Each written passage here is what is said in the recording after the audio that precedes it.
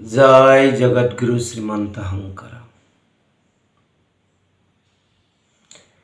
कृष्णाय वसुदेवाय देवकी नंदनाय च नंदगोपकुमाराय गोविंदाय नमो नमः।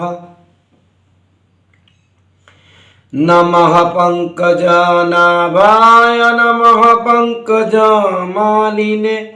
नमः पंकजनेत्राय नमस्ते पंकजांघ्रे।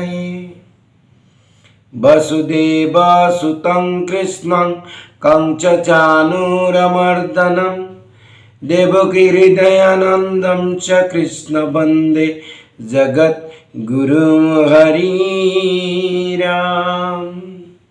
सच्चिदानन्दरूपाय विश्वोत्पत्त्यादिहेतवे तापत्रयविनाशाय श्रीकृष्णाय वयं नमः। प्रातःकाলত मोर परम श्रद्धार भकत बान्धव आई मातृসকলৰ শ্ৰীচৰণত সেৱা জনাইছোঁ। আৰু আজি আমাৰ আলোচনাৰ বিষয় হ'ল শ্ৰীমদ্ ভাগৱত মহাপুৰাণৰ প্ৰথম স্কন্ধৰ অষ্টম অধ্যায় ধৰ্ম আৰু পৃথিৱীৰ মাজত কথোপকথন। এতিয়া আমি ইতিমধ্যে গম পালোঁ ভগৱান কৃষ্ণৰ এই ধৰাধামৰ পৰা বৈকুণ্ঠত আৰোহণ কৰা খবৰ পাই যুধিষ্ঠিৰ আদি যি পাণ্ডৱগণ যি ভগৱান কৃষ্ণৰ একান্ত ভকত পৰম ভকত তেৰাভাৱে ৰাজ্য ধন সমস্ত পৰীক্ষিতক ওপৰত ন্যস্ত কৰি তেওঁলোকে উত্তৰ দিশে গমন কৰিলে।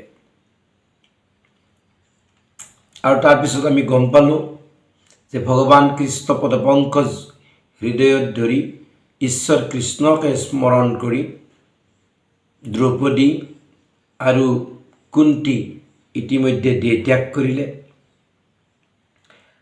আৰু এনেকৈ ইয়াতে কৈছে যে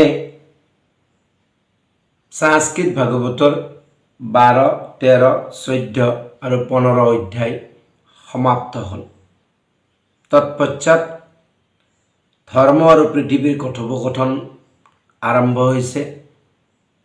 আৰু তাৰ আগতে ভাগৱতৰ সংস্কৃত ভাগৱতৰ 16 অধ্যায়ত কৈছে নিজগ্ৰাহ अजसा वीरः कलिं दिग्विजये कच्चित् नृपलिंगधरं शूद्रं घ्रान्तं गामीथुनं पदा।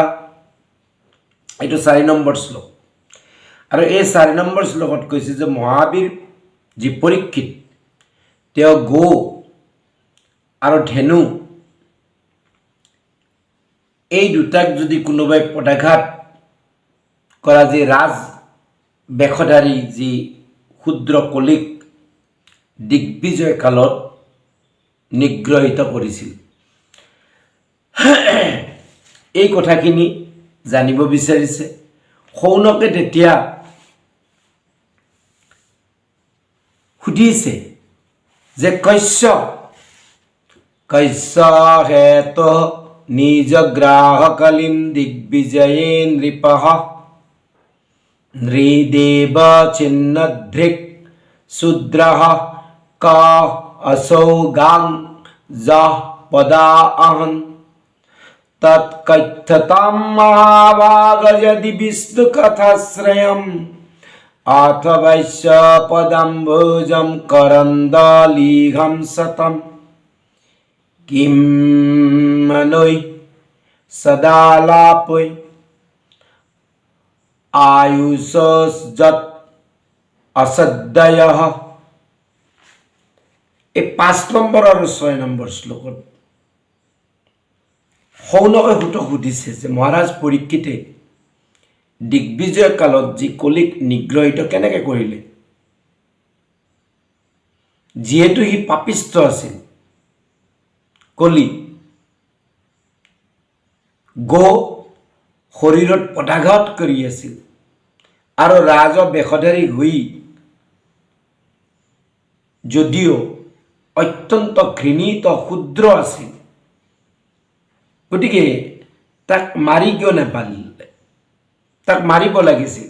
আমাৰ অসমীয়া ভাগৱতত কি কয় আমি অলপমান চাওঁ। শৌনক বদতি ঘুদ কহিবাহে হিহে কথা, যাতে আছে কৃষ্ণৰ চৰিত্ৰ, তাহাৰ কহিবা কথা কৃষ্ণ পদ পংকজৰ, যিটো মধু পিয়ে প্ৰতিনিত।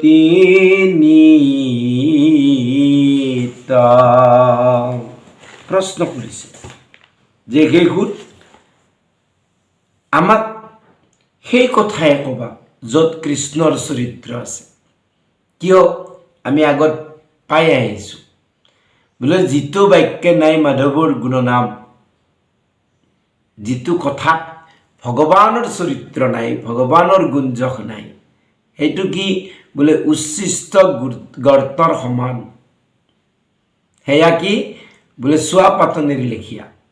আৰু যদি চোৱা পাতনিৰ লেখীয়া হয় তেনেহ'লে কি বোলে কাকতুল্য কামী পুৰুষৰ তাত ৰতি, কাকতুল্য কামী পুৰুষৰ তাত ৰতি, ভকতৰ তাত নাই অভিলাষমতি।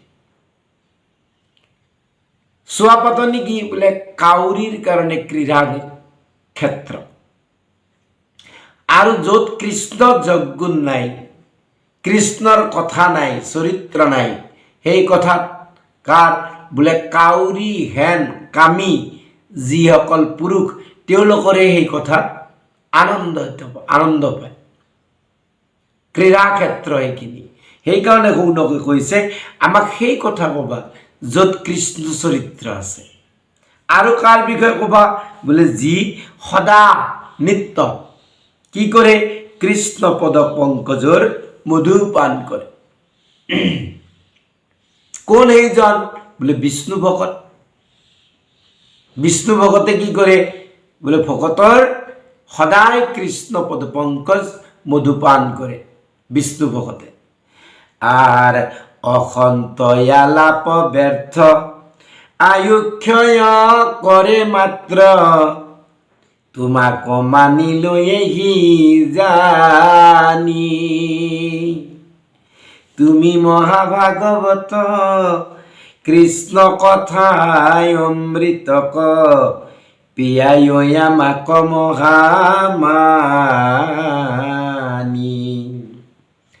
সৎ আৰু অসৎ, সৎ কোন বোলে কেৱল কৃষ্ণ, সৎ চিদ আনন্দ, যি ত্ৰিকালবাদীত সত্য, যাৰ আদি সত্য, যাৰ মধ্য সত্য, যাৰ অন্ত সত্য। এই অনন্ত কোটি ব্ৰহ্মাণ্ডৰ সৃষ্টিৰ আদিত যি মাত্ৰ আছিল, অনন্ত কোটি ব্ৰহ্মাণ্ডৰ এই জগতত যি অন্তৰ্যামী ৰূপে আছে, আৰু এই অনন্ত কোটি ব্ৰহ্মাণ্ড প্ৰলয়ৰ শেষত যি একমাত্ৰ থাকে তেওঁ সৎ, বাকী চব অসৎ।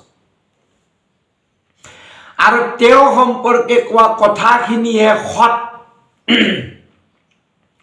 আৰু সৎ সেইজনে সৎ যিয়ে কৃষ্ণ কথা মাত্ৰ কয়, বাকী কি বোলে অসন্ত। আৰু তেওঁহে সন্ত যিয়ে কেৱল কৃষ্ণৰ গুণ যশ চৰিত্ৰ লীলা কীৰ্তন কৰে, শ্ৰৱণ কৰে, তেওঁ সন্ত। আৰু বাকী যে গ্ৰাম্য কথা আলোচনা কৰে তেওঁসকল অসন্ত, তেওঁসকল মহন্ত নহয়, তেওঁসকল মহাজন নহয়। মহাজন কোন বোলে যি নিত্য নিৰন্তৰ কৃষ্ণ গুণ যশ লীলা শ্ৰৱণ কীৰ্তন স্মৰণ কৰে তেওঁহে মহন্ত, তেওঁ মহাজন, তেওঁৰ মুখে দিয়ে ঈশ্বৰৰ কথা শুনিব লাগে। সেইকাৰণে কৈছে অসন্ত আলাপ ব্যৰ্থ। কৃষ্ণ কথাত বাহিৰে বাকী যি অসন্ত আলাপ ইয়াক শুনাটো ব্যৰ্থ। কি কৰে বোলে ই জগতৰ আয়ু ক্ষয় কৰে, ই কেৱল জগতৰ আয়ু ক্ষয় কৰে। কিয় বোলে এই জগতখনৰ 6টা লক্ষণ আছে। কি লক্ষণ বোলে অস্থি, অৰ্থাৎ ইয়াৰ উপাদান আছে। সেইকাৰণে কি হয় জায়তে জন্মে, জায়তে যদি কি হয় বোলে বৰ্ধতে বাঢ়ে, বাঢ়িলে কি হয় বোলে বিপৰিণামতে, ইয়াত নানা প্ৰকাৰৰ পৰিণাম, যেনে এতিয়া ঠাণ্ডা লাগিব, গৰমৰ দিনত গৰম লাগে, ভোক লাগে, পিয়াহ লাগে, সুখ পাওঁ, দুখ পাওঁ, নানা পৰিণাম। আৰু এই পৰিণামৰ ফলত কি হয় বোলে অপক্ষীয়তে, ইয়াৰ ক্ষয় হয়। আৰু ক্ষয় হলে কি হয় বোলে নশ্যতি, নাশ হয়। এই 6টা জগতৰ লক্ষণ। এতিয়া এই জগতৰ কি হয় বোলে আয়ু ক্ষয় হয়। কি কথা শুনিলে বোলে অসন্তৰ কথা শুনিলে। সেইকাৰণে কি কৰা, তোমাক যে আমি ইয়াত পাতিলোহ সত্ৰ, মান্য কৰি সূতক পাতিলাহ সত্ৰ তথ, তোমাক যি মান্য কৰি আমি ইয়াত যে সত্ৰ পাতিছো, কিয় কৃষ্ণৰ কথা কোৱাৰ কাৰণে। প্ৰথম তুমি মহাভাগৱত, তুমি মহাভাগৱত, যদ্যপি আমি উচ্চকোটিৰ ব্ৰাহ্মণ, বেদজ্ঞ, বেদবাদী, বেদবাদৰতা আছে আমাৰ, তথাপিতো তুমি কিন্তু কি মহাভাগৱত। আৰু তুমি মহাভাগৱত, গতিকে কি কৃষ্ণ কথা অমৃত কেৱল আমাক পান কৰোৱা। আহাৰ পৰীক্ষিত নৃপতিৰ কহিওক চৰিত্ৰ যত, নাহিকে ভকত তাঙ্ক তুল, আতে শুনিবে বাঞ্ছা বিষ্ণু বৈষ্ণৱৰ কথা, কৰে দুয়ো পাতে কণীৰ মূল। এই প্ৰথম অধ্যায়তে কৈ আহিছে সৌনকে, বিষ্ণু বৈষ্ণৱৰ কিঞ্চিতকো নাহি ভেদ, দুইৰ কথাই কৰে পাতকৰ স্কন্ধচ্ছেদ। বিষ্ণু আৰু বৈষ্ণৱৰ মাজত কোনো পাৰ্থক্য নাই। বৈষ্ণৱৰ বৈশ্য হল ভগৱান আৰু বৈষ্ণৱ ভগৱানৰ বৈশ্য। সেইকাৰণে বিষ্ণুৰ কথাই হওক বা বৈষ্ণৱৰ কথাই হওক আমি যদি শুনো কি হয় বোলে পাতেক নিৰ্মূল হয়। সেইকাৰণে ভূত আমাক মহাৰাজ পৰীক্ষিত ৰূপী যি মহাবৈষ্ণৱ, এই বৈষ্ণৱৰ কথাও তুমি আমাক কবা, কিয় বোলে তেওঁৰ সমান ভকত আন নাই।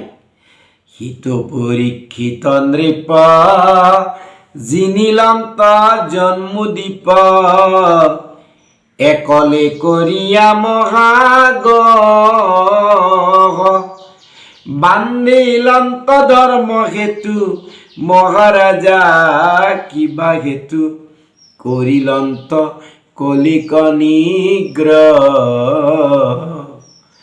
আগৰ অধ্যায়ত আমাক ঋষিবিলাকে কৈছে, যেতিয়া জাতকৰ্ম কৰা হৈছিল পৰীক্ষিতৰ, যে আজিলৈকে যিমান ৰজা জন্মিছে, কোনোবাই দান ধৰ্মত শ্ৰেষ্ঠ আছিল, কোনোবাই ৰাজধৰ্মত শ্ৰেষ্ঠ আছিল, কোনোবাই কিবা ধৰ্মত কিবা ধৰ্মত কিবা ধৰ্মত, কিন্তু মহাৰাজ পৰীক্ষিত কি হ'ব যুধিষ্ঠিৰ, সমস্ত ৰজাবিলাকে কৰি শ্ৰেষ্ঠতম ৰজা হ'ব, তেওঁ সমস্ত ধৰ্মৰ নৃপতি হ'ব। 3 বাৰ অশ্বমেধ যজ্ঞ কৰিব তেওঁ, গতিকে কম ৰজা নহ'ব। আৰু সেইকাৰণে কৈছে যে সেই মহাৰাজ পৰীক্ষিতে গোটেই জম্বুদ্বীপ অকলে তাক কি কৰিলে বোলে তাক নিয়ন্ত্ৰিত কৰিলে, আৰু কি কৰিলে এটা ধৰ্মৰ সেতু তৈয়াৰ কৰিলে, ধৰ্মৰ সেতু এখন, সাঁকো এখন তৈয়াৰ কৰিলে। এতিয়া সৌনকৰ প্ৰশ্ন, কলিক কি কারণে নিগ্রহিত করিলে?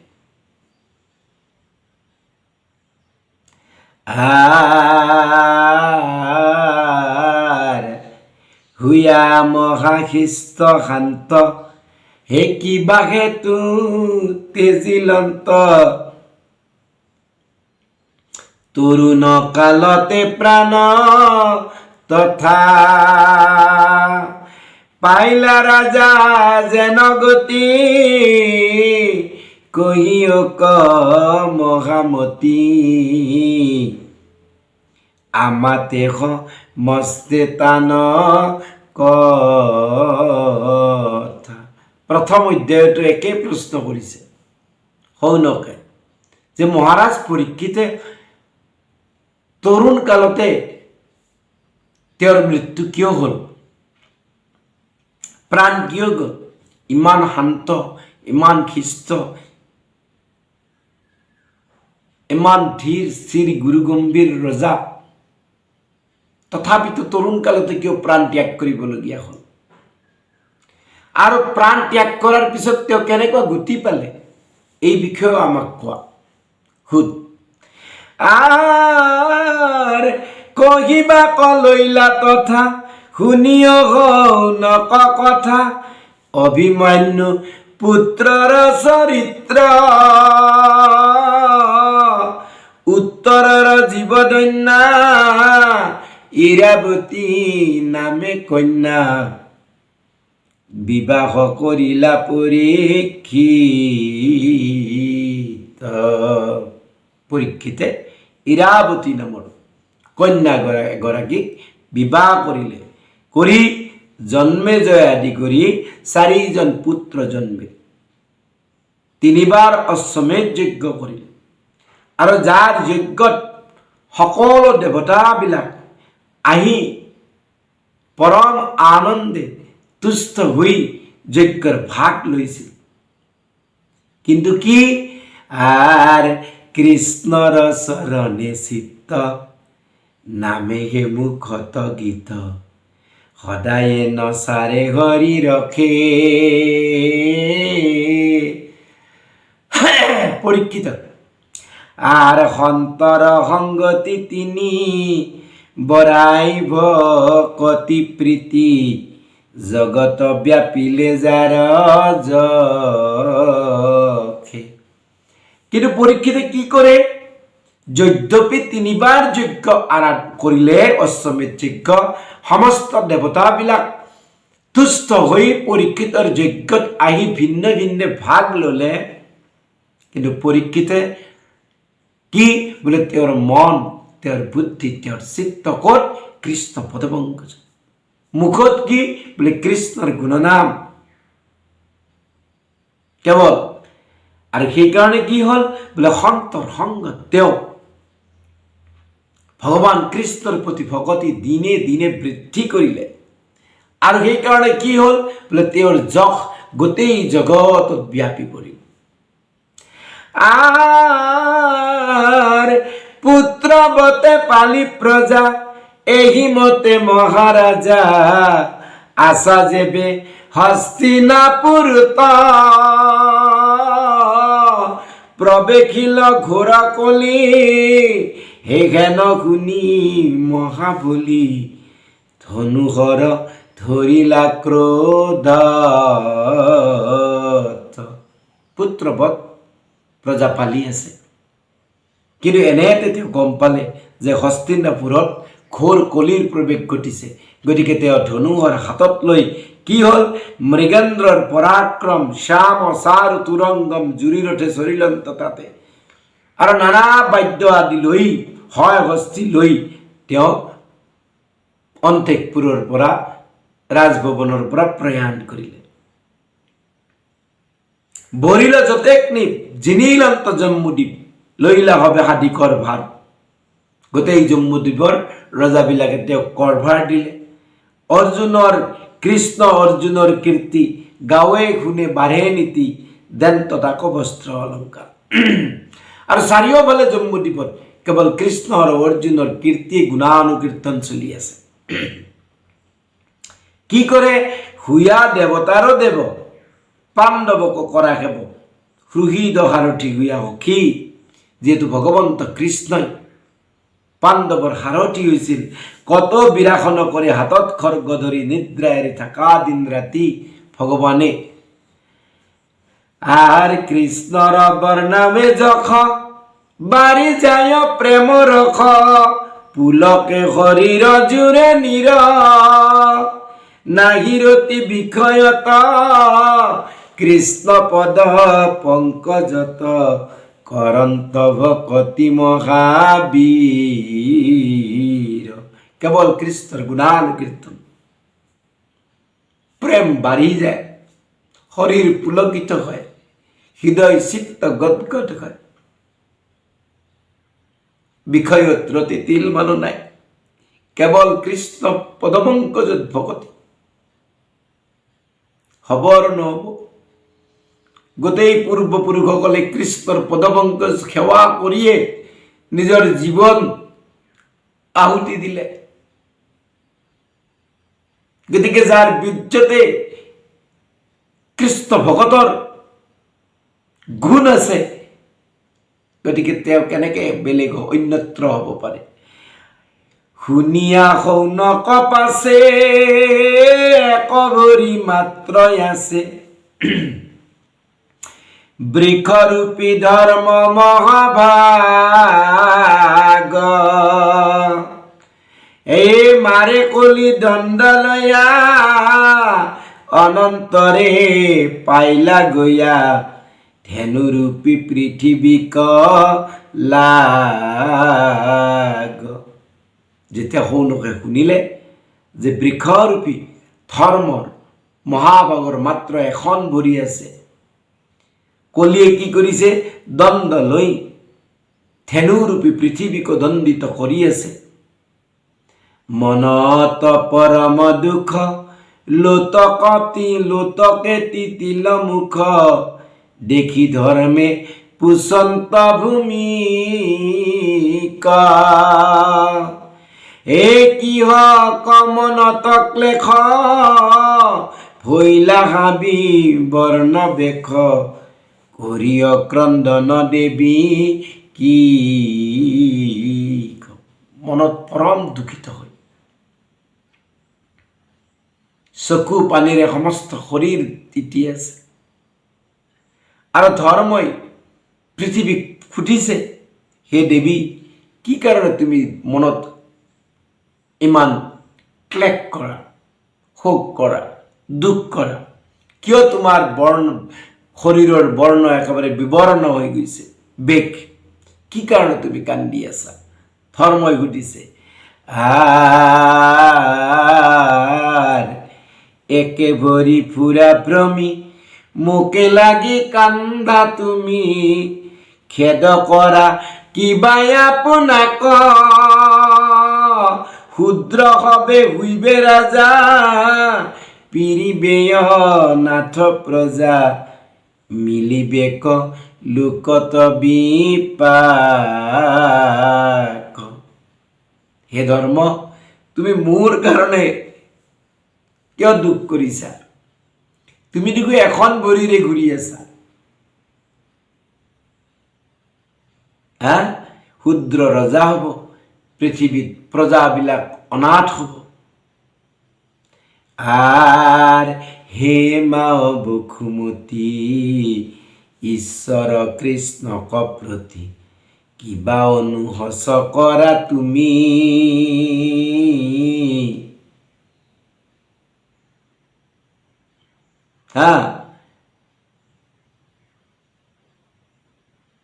পৃথিৱীক কৈ আছে হে মা বসুমতী ঈশ্বৰ কৃষ্ণক প্ৰতি কি কাৰণে তুমি অনুহস কৰা অনুঘোষণা কৰা ধৰি যিটো অৱতাৰ হৰিলা তোমাৰ ভাৰ তানে কৰ্ম স্মৰিকান্তা তুমি যি প্ৰভু ভগৱন্তই তোমাৰ এই ধৰাধামত নানা অৱতাৰ লৈ অধৰ্ণৰ নাশ কৰিলে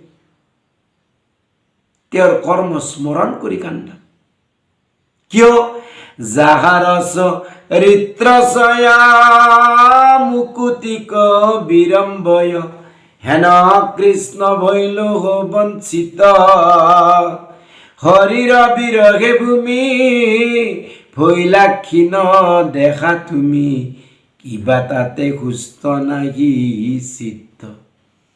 যাৰ চৰিত্ৰ ছয় মুক্তি দিব পাৰে সেইখান কৃষ্ণৰ পৰা বঞ্চিত হৈ তুমি ক্ষীণকায় হলা, তাৰ কাৰণে তোমাৰ চিত্ত বোধহয় সুস্থ নহয় বা তুমি কান্দি আছা। তোমাৰ সৌভাগ্য কালে যেন হৰণ কৰিলে। কোৱা তুমি তোমাৰ যি দুখৰ বৃত্তান্ত তুমি মোক কোৱা। আৰু ধৰ্মৰ বচন শুনি বসুমতী ক'বলৈ ধৰিলে, এ ৰাম আপুনি জানা বাপ কি কহিব হৃদি তাপ গোবিন্দে বঞ্চিত ভৈল লোক। এতিয়াই আচল কথা ওলাইছে। পৃথিৱীয়ে আমাৰ চব কপটতা ভংগ কৰি দিব, চব আলোচনা কৰিব। আমি মনুষ্য শৰীৰ পাই এই পৃথিৱীত ধৰাধামত যি ধৰাধামত প্ৰভু ভগৱন্তই বাৰম্বাৰ অৱতাৰ লৈ আমাক ধৰ্ম স্থাপন কৰি বাৰে বাৰে ঈশ্বৰমুখী হোৱাৰ কাৰণে আমাক কৃপা কৰি গৈছে, কিন্তু আমি ঈশ্বৰ বিমুখ হৈ কি কৰি আছো? পৃথিৱীয়ে কৈ আছে আর করিমতে নানা খেরি প্রাণ কৃষ্ণ গইলা এরি হিহেতু ন খন্দে মোর শোক।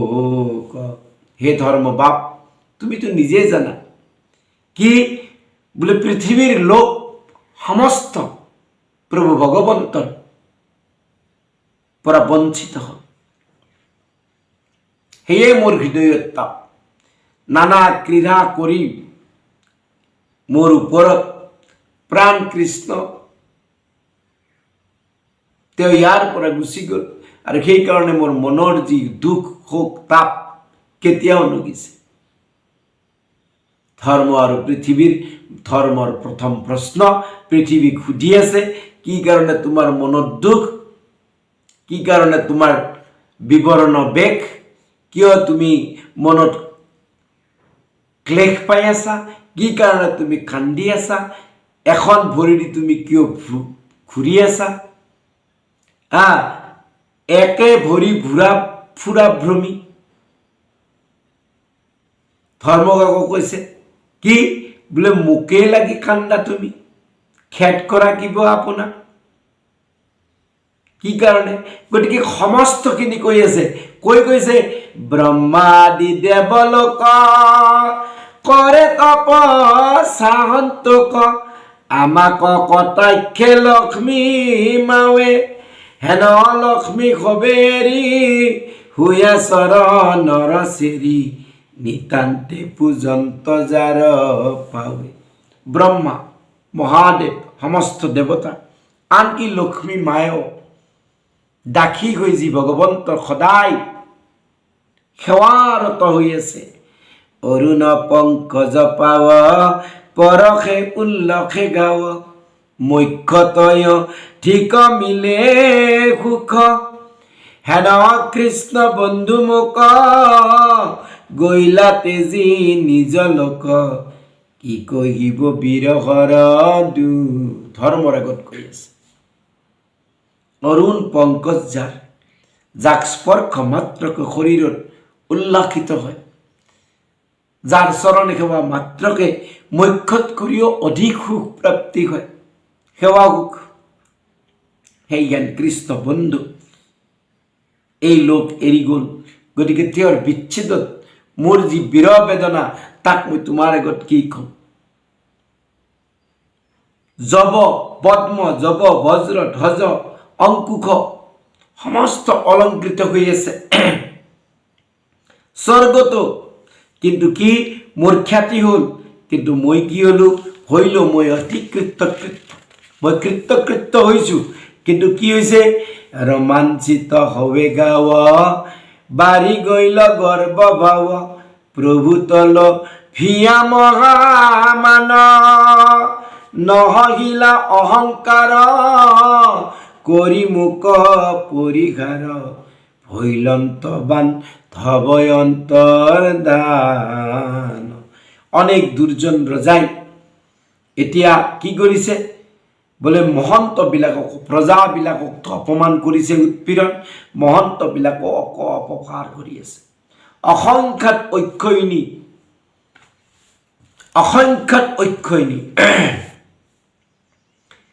হৰণ কৰি আমাৰ ভূমিভাৰ হৰণ কৰিছে প্ৰভু ভগৱন্তই। কেনেকে? আৰে জৰাসন্ধৰ লগতে 23 অক্ষয়নীকৈ সেনা 17 বাৰ নাশ কৰিছে। তাৰপিছত আকৌ কুৰুক্ষেত্ৰত 18 অক্ষয়নী। গতিকে মহাভাৰ হৰণ কৰিছে। যিহেতু নিৰ্ভয় মনে বাপ তুমি ত্ৰিভুৱনে চৰি ভৰি ভ্ৰমিলা আপোনে, হেন মহা উপকাৰী প্ৰভু গৈল প্ৰাণে মৰি ধৰিব হৃদয় কোন গুণে। কেনেকে মই হৃদয় ধৰিব পাৰোঁ তেওঁৰ বিৰহ বিচ্ছেদত। সত্যভামা আদি কৰি যতে সুন্দৰী নাৰী, কটাক্ষতে গৰ্ব হৱে হত, কোন স্ত্ৰী আছে আন সহিবে বিৰহ টান, হেন নতু দেখে ত্ৰৈলোক্যত। সম্ভৱ নহয়। যদি এবাৰ কৃষ্ণপদ পংকজ সেৱা প্ৰাপ্তি হয়, তাৰ পৰা বিচ্ছেদিত হোৱা সম্ভৱ নহয়। কাৰণ কোনোবাই যদি কৃষ্ণ আনকি কৃষ্ণ ৰস যদি আস্বাদন কৰিছে, তেনেহ'লে সেইজনেও নিত্য কৃষ্ণ ৰস আস্বাদনৰ পৰা নিজকে বাহিৰত ৰাখিব নোৱাৰে। যদিহে ভাগৱত কথা অমৃত কাৰোবাৰ জিভাত যদি লাগিছে, কাৰোবাৰ মনত যদি আচ্ছাদিত হৈছে, সেইজনে ভাগৱত যদি একদিন এক মুহূৰ্ত শুনা নাই, তেনেহ'লে এনেকুৱা লাগে যেন তেওঁ কিবা হেৰাইছে। সেইকাৰণে পৰম সুন্দৰ বেশ হে দৰ্শনে হৰে ক্লেশ, মুখ্যতয় অধিক মিলে সুখ, নয়ন পংকজ পাখি শুনা নাই ক্ষত সাক্ষী, এ দুনাই নেদেখিব গীত মুখ। আৰটো দেখা নাপাওঁ প্ৰভুৰ সেই মুখ। সেইকাৰণে কি যে আত আতি অনুসূচ, তপ ভূত দয়া শৌচ, লোকৰ অধৰ্ম হেতু পাপী কলি ধূমকেতু, তোমাৰ ভাংগিবে তিনি পাত। মই কিয় অনুশোচনা কৰি আছো যে কলি যি মহাপাপী ধূমকেতু সদৃশ তোমাৰ 3 পাত ভাঙিলে, ধৰ্মক কৈছে।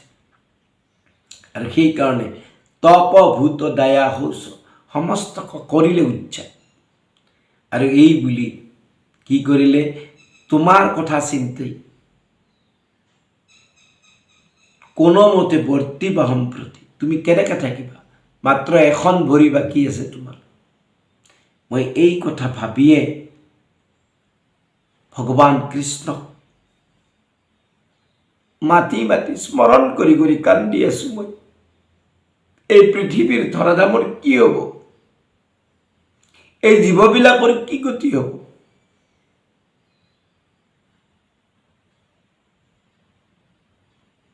বুলি পৃথিৱী হুম হুমে কান্দিব ধৰিলে।